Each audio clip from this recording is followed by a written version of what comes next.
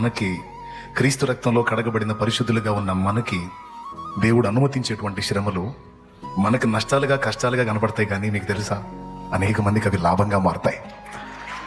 మన శ్రమలు, మన కష్టాలు, మన నష్టాలు ఇతరులకు లాభాలుగా ఎలా మారతాయి అన్న ఒక ప్రశ్నకి ఒక్కటే ఆన్సర్ చెప్పి ముగిస్తాను. నేను చదివిన దానిలోనే మీకుంది. యాకోబు స్టోరీలో, యోసేపు స్టోరీలో.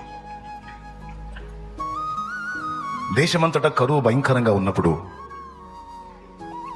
ఆ కరువు 7 సంవత్సరాల కఠిన కరువు అయితే ఒక్కడు బతికేవాడు కాదు. ఈజిప్టులో కానీ, ఐగుప్తులో కానీ, కనాన్లో కానీ, చుట్టుపక్కల దేశాల్లో కానీ ఒక్కడు బతికేవాడు కాదు. మొత్తం చచ్చేవాళ్ళు. అవునా? ఎవరు శ్రమలు పడకపోతే? యోసేపు శ్రమలు పడకపోతే. యోసేపు శ్రమలు కొన్ని దేశాల ప్రజలు బతకడానికి కారణమైనాయి. అవునా కాదా? అవునా కాదా? యోసేపుని అన్నలు ద్వేషించరు. వినండి, ఆయన ఐగుప్తుకి అమ్మబడడు, పోతిఫెరో ఇంట్లో ఉంచబడ్డాడు, వాళ్ళ ఆవిడ కేసు పెట్టదు, ఆయన జైలు పాలు కాడు, ఆయన ఐగుప్తు రాజు అయిన ఫరో అంతపురానికి చేరడు.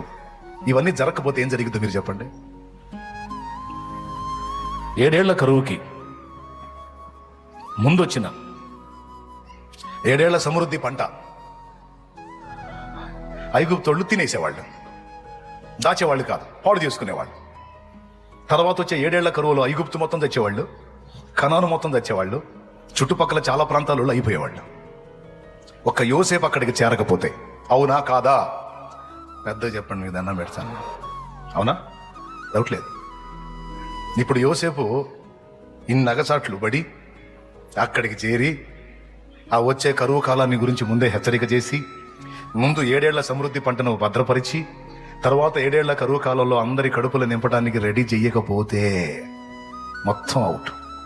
నేను చెప్పను, కొన్ని లక్షల మంది పోయేవాళ్ళు. లక్షల మంది పోయేవాళ్ళు, కోట్ల మంది కూడా తెలియదు. ఇంకా చెప్పాలంటే ఇశ్రాయేలు గోత్రమే లేకుండా పోయేది ఆ కరువులో.